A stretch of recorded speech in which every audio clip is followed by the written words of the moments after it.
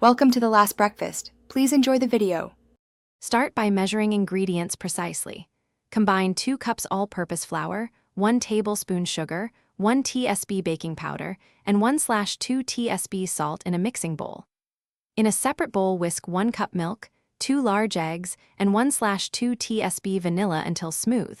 Pour wet into dry and stir until a thick, pourable batter forms. Cover and let the batter rest 10 minutes at room temperature, while you prepare equipment and heat oil to 375 degrees F for frying.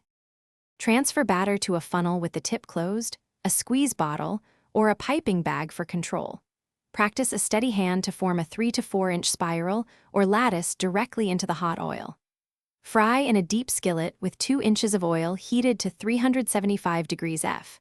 Cook each side about 1 to 2 minutes until golden brown and puffed, turning once with tongs. Remove to paper towels to drain and keep finished cakes warm in a 200 degrees F oven while you fry the rest.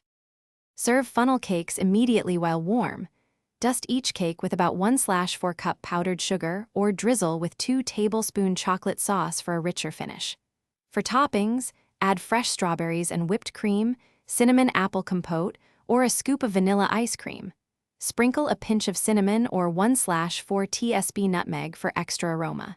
If you have leftovers, reheat in a 350 degrees F oven for about 3 minutes to restore crispness. And always plate.